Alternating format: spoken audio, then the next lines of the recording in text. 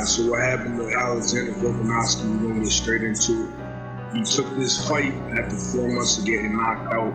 It's supposed to take 6 months at least. And all the wars he's been through, a year really popular for that. Really, he should have never took that fight with Strauss. Let's get into it. During the whole fight, Alexander Volkanovski had his hands down, and he was cross-blocked. You're supposed to keep your hands up, and your left side is blocking his right hand. That's directly across from you. Never do you want to cross diagonal. You want to cross, you want to block this directly straight in front of you, okay? Anytime you cross block, yeah, it might work for one, right? But then you're leaving this side exposed. So by the time you go block this, now this side is exposed. Because that's pretty much what Alexander did. He was cross blocking with his right hand. So by the time he went back to block his right side, he left his left side exposed for the right hand. That's what we're going to see. And Alexander kept using kicks to use his distance, to keep the distance, but kept backing up and wasn't blocking while throwing the kicks. So if the fight would have went on, I'm pretty sure these kicks would have been countered as well. Throws a kick,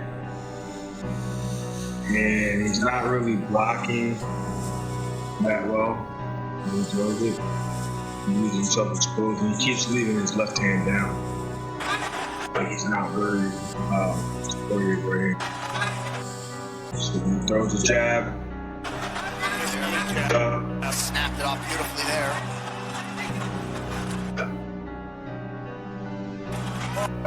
This is where it happens right here. Boom. It's cross blocking.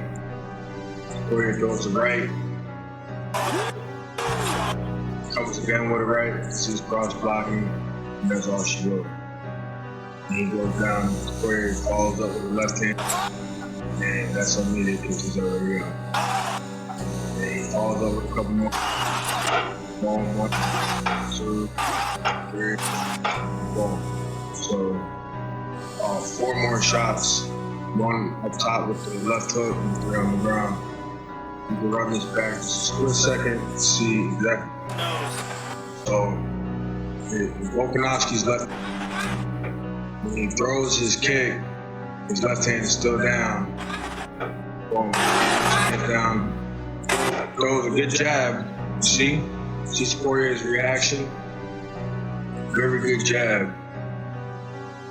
But Volkanovski's right hand is cocked back. It's not down the way it's traditionally supposed to be. He's leaving himself exposed.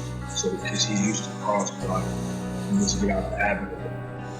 He's using his left hand as defense. He's using his offense as defense. You need to think defense twice before you think offense works. Okay, so he says, okay, that works. Poirier then has something for that. Again, both hands are down. And this is where Poirier capitalizes off. He slips out the way of the jab. Great slip. He slips to the inside. And look, he throws, he's getting ready to throw the game changer right here. This is the game changer. He's getting ready to counter this jab with an overhand right. And this changes the entire dynamics of the game. Because now Volkanovski is going to block with his right hand. He's going to block his right hand with his right hand, which is cross blocking. We don't want to do that. He's overextending. He needs to bring his hand back. What happens? Boom. And then Alexander Volkanovski puts his hand down. He has a bad habit of keeping his hands down instead of keeping it up. And he's trying to cross block with his back hand right here.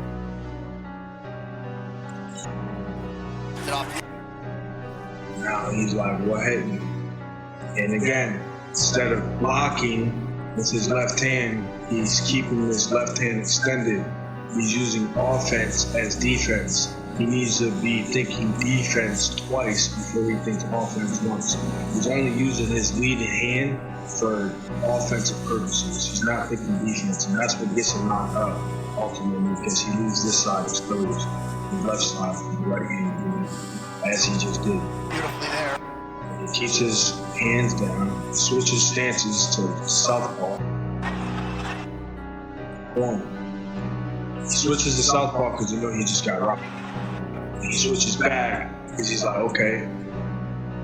Boom. But I'm not understanding what the stance switch is doing. Like anytime you switch stances, you need to do something with it. Anytime you change stances, you need to do something with it. Put it like that. Boom. He throws his jab again. And look at Volkanovski cross block. His left hand needs to be blocking the side. Instead of blocking with his left hand, he is strictly using this left side as offense, leaving his left side exposed. Now he has to make up for his right hand to block his left side and right side. This right hand should never leave your right side. Your back foot, your back side hand should never leave your chin. Put it like that. As soon as it comes in, it comes right back. Discipline. Boom. So, throws right, left, right, boom. He rocks him again. He's just softening him up. He just hit him with two rights. He hit him with two right hands. Boom. Now Volkanovski is just head, looks at him, and it's all offense. He's not thinking defense. He's his chin exposed. Look, he's already loading up for that right hand to come. This is the third right hand Volkanovski's about to take. Look at his hands. His hands are down. He's only thinking offense. He's not thinking defense. He puts his hands up, trying to block with his right hand, and he kept using his left hand as offense. Ultimately, it left his left side exposed. With Poirier's right hand to finish him. Got hit with Poirier's right hand 3 times. Boom. And these follow-up shots, like I said, he's already out cold. So this is pretty much unnecessary. He could have just walked away. But I mean, I get it, you gotta make a statement when you champ. 1 hit, 2 hit, 3 hits. I don't know why the ref didn't step in further. Like, you got another one going. He could have got away with 2 shots, but those last 2, the ref could have been quicker. So, yeah, Volkanovski needs to take a lot of time off, at least a year.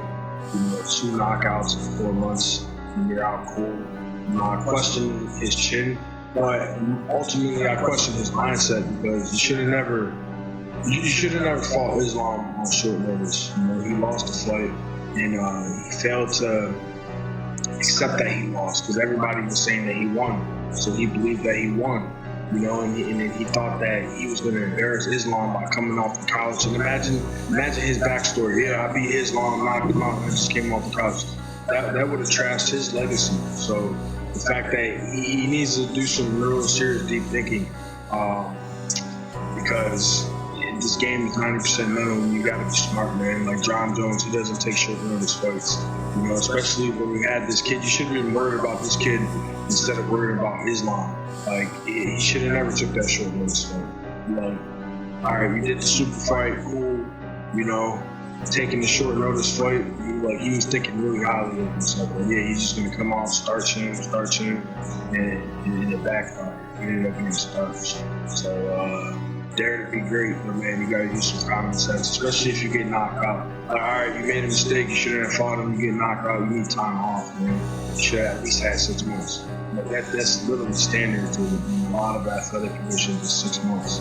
So, and he knows that as a professional, but he wanted to get that get back, and it cost him. So he's a human being, he has a brain, and I don't know if he's ever going to be the same again.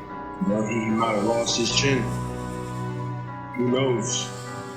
Took a lot of shots over his career, so we'll see when he gets back. Maybe he might run it back with Max Holloway or something. Who knows? But yeah, Volkanovski needs to take some time off and rest. My question is, how's that chin? That's everybody's question when he comes back. How's that chin?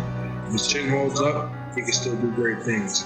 If he's getting knocked out cold like that, and jabs, and every time you touch him, he goes to sleep like Vince after Gaethje knocked him out. He just goes to sleep with an up kick, So hopefully Volkanovski heals up and comes back stronger.